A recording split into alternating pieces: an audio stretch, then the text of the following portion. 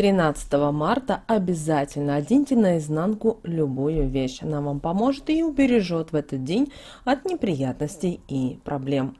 Также поговорим о том, какие народные приметы сохранились до наших дней, что нельзя делать категорически в этот день, и уделим внимание лунному календарю. Обязательно просмотрите это видео от начала до конца. В православном календаре 13 марта люди отмечали этот день как день памяти преподобного Иоанна Кассиана Римлянина. Родиной святого отмечен был православный Восток, хотя преподобный лучше проповедовал и писал на языке, принадлежащего Западу.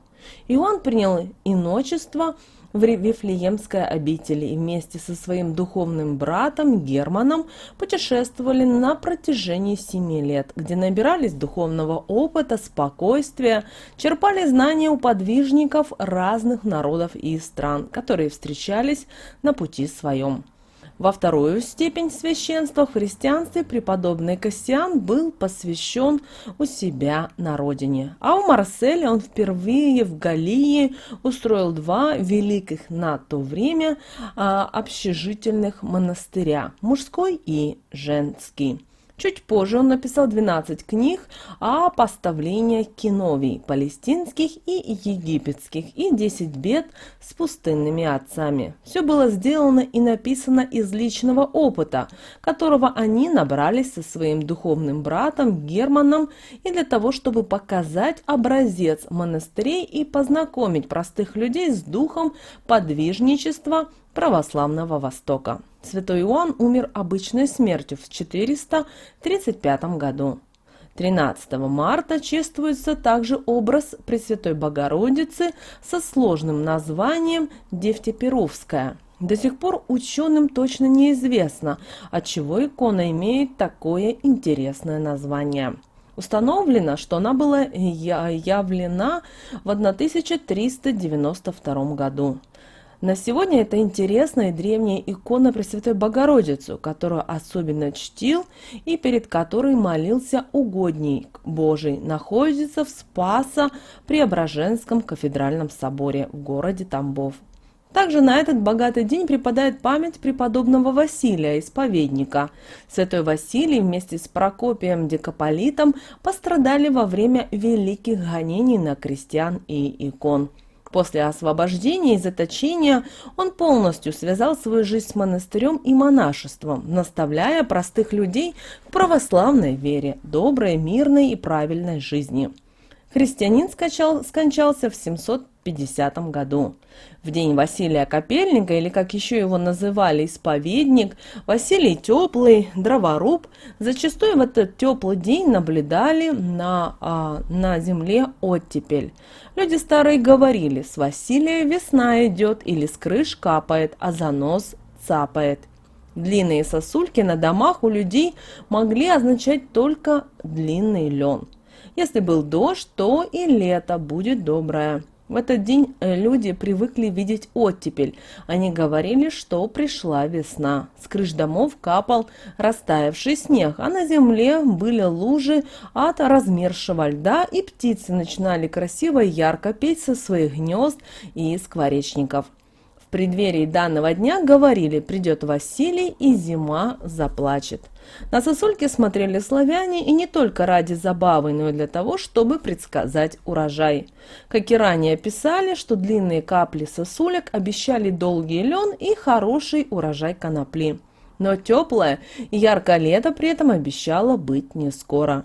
Существовали и другие приметы на этот день у нашего народа. Если, к примеру, шел дождь, то это говорило о том, что лето обещало быть добрым. А по кругам вокруг ясного солнца могли определить урожай в этом году. И без сомнений говорили об отличном клеве в августе по сентябрь. Наблюдали также, как тают круги вокруг деревьев у дома. Если края были крутые, то это к дружной весне. Если пологие, то и весна ожидалась протяжная. 13 марта была переменчивая погода, и по ней старались определить погоду грядущую. Если днем было пасмурно, ночью будут обязательно заморозки. А если день радовал теплой солнечной погодой, то народ надеялся на плодородный и богатый на урожай год. Лед в этот день начинал таять на речках, а люди говорили так: «Щука хвостом лед разбивает». Если за окном солнечно, говорили, что надо побыстрее выйти на улицу. При такой теплой погоде даже воздух на праздник Василия целебный, или же было принято приносить в дом сосновую веточку. Она очищала воздух и давала здоровье всей семье. Из сосновой хвои и веток готовили целебные настои. Почки, которые были собраны в этот день, будут сохранять свою целебную силу весь год. 13 марта старались посвятить целый день работе на земле. Скапывали землю, высаживали рассаду, работали с цветами и растениями дома, потому что верили, что все будет удачно расти. Пора выйти в огород и спустя долгого перерыва начать сажать растения. Обязательно хвалите каждую ямку, каждый кустик, чтобы выросли и принесли вам много плодов и урожая.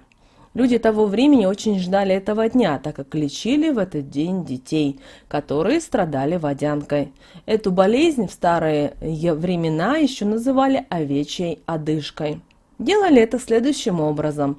Мать закутывала ребенка в овчинную шкуру и клала на пороге своего, а отец в то же время загонял стадо овец в избу, а потом выгонял на улицу.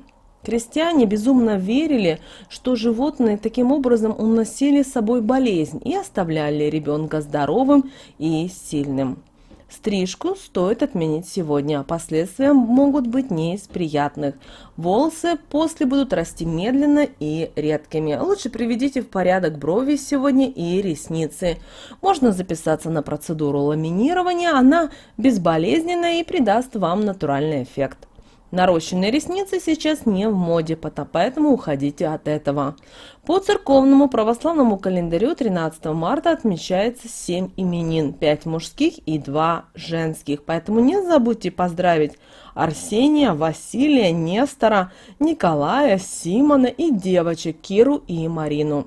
Не ленитесь говорить и желать добра людям, ведь так говорили наши предки: где доброе слово скажется, там и добро окажется. Обязательно обращайте внимание на список именин каждый день. Он поможет в выборе имени для мальчика или девочки, рожденных в этот день. Также в день Василия Капельника было принято есть калачи. С утра хозяйка должна была испечь калач и угостить им близких людей. Тогда ее семья всегда будет дружной, а в доме будет царить покой. Калачи ели натощак. Считалось, что это поможет привлечь счастье. Ну а чтобы сохранить семейное благополучие женщине, 13 марта нужно быть особенно ласковой по отношению к мужу. Тогда они будут вместе всю жизнь, и ничто не может их разлучить. 13 марта считается все-таки несчастливым днем, поэтому сегодня старались не делать важные дела. Если из дома нужно было выйти куда-то, то обязательно перед выходом читали молитву или окропляли себя святой водой. Также сегодня ни в коем случае не пускайте все на самотек. Нужно тщательно контролировать все, что вы делаете. Лучше откажитесь от спорта и экстремальных развлечений, иначе можете получить травму. В этот день нельзя и убирать. Особенно касается это тех, кто собрался подметать или мыть полы. Если ослушаться данного запрета, то из дома можно вымести счастье, любовь и достаток.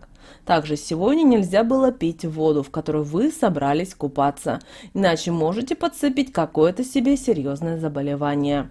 Также сегодня запрещено и брать деньги в долг, иначе вы их очень долго будете отдавать. Ну а для того, чтобы 13 марта защититься от невзгод, от неприятностей, проблем, бед, вы можете провести достаточно простую, но в то же время очень эффективную практику. Вам нужно 13 марта одеть любую одежду наизнанку, да хотя бы носок, и сказать следующие слова: Куда пойду, везде меня удача ждет. Куда сверну, там тупика не будет. И большая просьба перед выходом из дома трижды плюнуть через левое плечо и скажите следующие слова: «Чур меня». И тогда ваш день обязательно пройдет успешно и благополучно для вас. Далее, друзья, у нас с вами лунный календарь на 13 марта 2022 года. По лунному календарю 11 и 12 лунные сутки. Растущая луна в знаке зодиака Рак. Вы знаете, сегодня в какой-то степени будет напряженный день, который считается самым сильным из всего лунного цикла, а также одним из самых удачных из всего лунного месяца, несмотря на свою суровость. В организме происходит пробуждение мощных сил. Сегодня можно увидеть, как реализуется то, что задумалось или наметилось в начале этого месяца.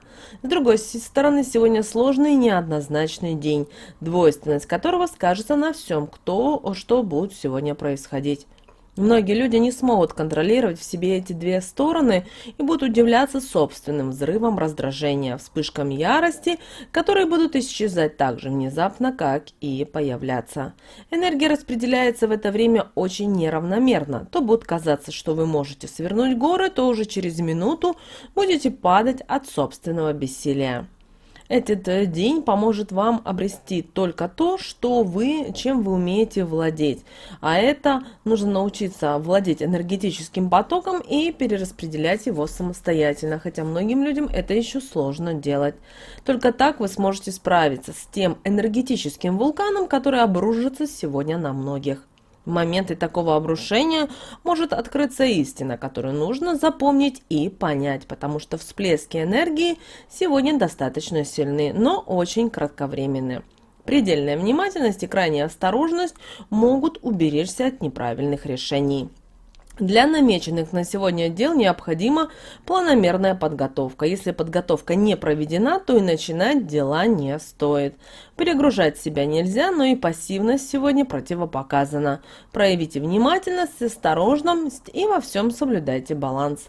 Свою энергию сегодня лучше направить не на результат, а на процесс и приложить усилия к завершению начатого. Важно, чтобы действия имели позитивную направленность, иначе мощная энергетика может разрушить все на своем пути. Бросать начатое сегодня не рекомендуется. Нужно обязательно все доводить сегодня до конца. Стрижка волос в этот день – это, друзья, любой мотив для визита в салон красоты, и это будет достаточно отличная идея. Попробуйте сегодня сделать новую стрижку, но придерживайтесь все-таки классических вариантов. Результат будет ошеломляющим, и вы буквально устанете от комплиментов. Обращаю ваше внимание, что мы в этом видео говорим и о народном календаре, и о лунном календаре, поэтому ваше право выбирать, что вам более приемлемо. Что же касательно волос, то волосы порадуют сегодня блеском и здоровьем после косметических процедур. После посещения салона красоты прогуляйтесь по интересным и красивым местам. Сходите в кинотеатр, музей или в ресторан. Стрижка в этот день позволит встретить свою судьбу, а неуверенным в себе даже обрести уверенность. Если ваше финансовое состояние не позволяет провести вечер в салоне красоты, это не повод отказаться от прелести жизни. Позовите подруг и устройте спа-салон дома. Потом наденьте красивую одежду и приготовьте ужин при свечах для мужа, подруг или хотя бы просто для себя.